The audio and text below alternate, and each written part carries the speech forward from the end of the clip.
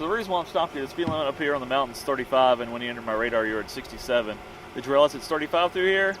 I was at what speed? Good morning, riders, ridettes, and pillions. Welcome aboard.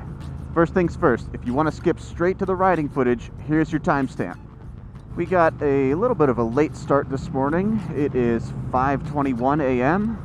We're on our way out to the mountains to record some raw onboard riding footage. In addition to the narrative vlogs and short film type stuff, I want this channel to also feature some pure riding experience videos. No music, no real story, none of me blabbing. I just want to really put the audience in my boots for a few minutes at a time. But to achieve that, I need to have my audio-video setup really nailed down. So think of today's video as a test. I'm going to go out to one of my favorite mountain roads and ride it a couple times with the camera set up in a few different ways. The two action cameras that I use are a Drift HD Ghost S mounted to my helmet with a microphone inside the chin bar, and a GoPro Hero7 Session that I use for just about everything else. This will mostly be a test of which camera angles and mounting methods work best, and I'm also going to try out a couple different ND filters on the GoPro to try to achieve that motion blur around the edge of the frame that really captures the sense of speed that you feel on a motorcycle. Audio for everything you're going to see is going to come from my H1 Zoom handy microphone mounted to the rear mudguard. Hopefully today's video will also serve as sort of a before in a comparison with the GoPro Hero7 Black that I just ordered. I'm planning to mount the Hero7 Black primarily to the chin bar of my helmet. Watching other people's riding videos, I think that's really the setup that works the best. You'll probably notice that with my Drift HD Ghost S being mounted a little bit further back on my helmet, a little bit of the sense of speed is lost. The other thing about this camera is that it's got no digital stabilization whatsoever. That Hero7 Black has the hyper smooth that we've all come to know and love, so it'll be great to see how that compares to a camera that's not stabilized at all. Now, if you clicked on this video hoping to see some knee dragging, you're going to be a little disappointed. I ride spiritedly, but not aggressively. Plus, I haven't been to a track day in about 4 years, so my riding skills wouldn't impress anybody anyway. That said, one of the things I love most about this Triumph Speed Twin is that it doesn't need to be ridden at the limit in order to deliver the thrills. If I can convey just a little bit of that thrill today, then I'll call this video a success.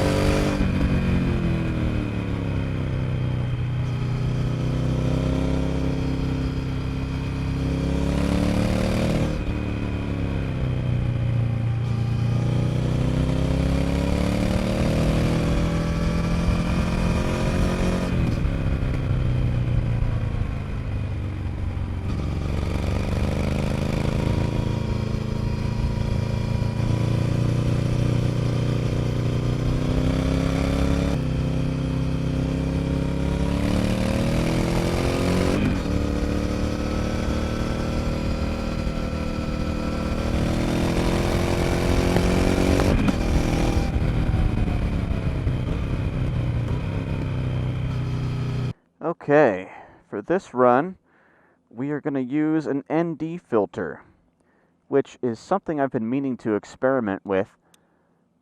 Hopefully, it'll give us that motion blur around the edge of the frame. This is also a pretty cheesy ND filter, so Maybe the whole thing will pop off and fly off the road. Who knows?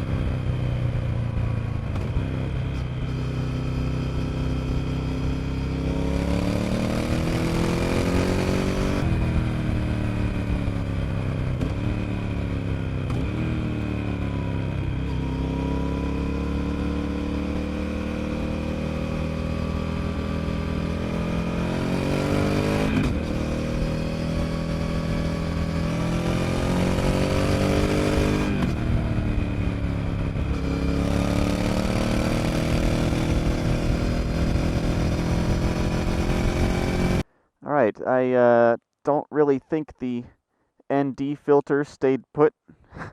It's barely even on there. Yeah, this kit is pretty junky. I'm not gonna bother. I did order some ND filters for the Hero7 Black that's on its way.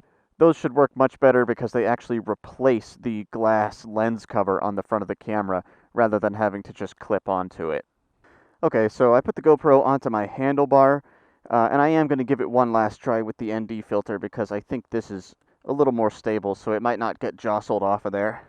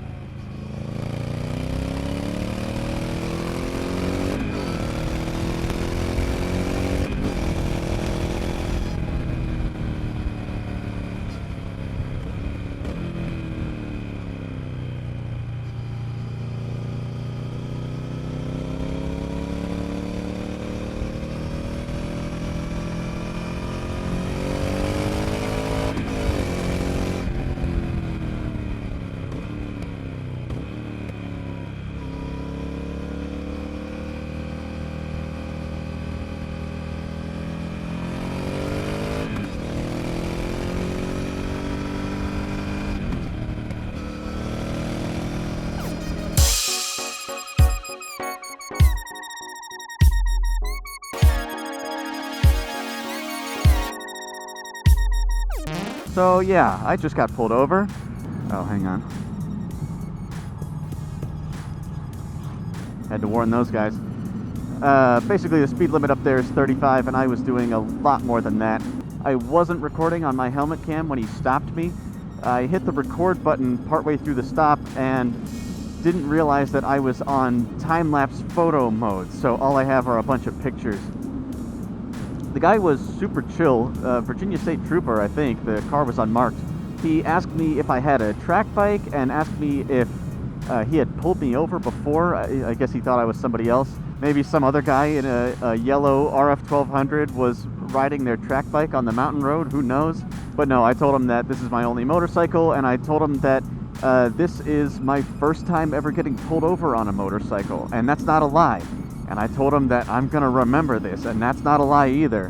He let me go with a warning, which I did not deserve. Suffice to say, I am officially spooked, and today's camera testing is concluded. Why am I riding like I can afford that kind of ticket? What, I mean... So anyways, as I often do, now I turn it over to you. Which of the camera angles I tested today do you think did the best job of capturing the crappy riding I was doing? And let me know if that kind of raw onboard riding footage is something you enjoy watching, so that I know whether or not I should keep refining it. I know a lot of you guys are going to suggest a chin mount, and trust me, that is where I intend to mount my GoPro Hero7 Black once it gets here. I think most people agree that first-person riding footage looks best from that perspective. I have one more favor to ask of you before I end the video. If you ever see me riding irresponsibly or in a way that's clearly outside my comfort zone, leave me some hate in the comments. I want to be accountable, and I want to have some integrity on this channel. My wallet will thank you, my driver's license will thank you, and most importantly, my mom will thank you. As always, thank you very much for watching. Stay safe out there, and I'll see you back here next week. Well, I'm going to give you a break, but it's your reckless driving almost double the speed limit.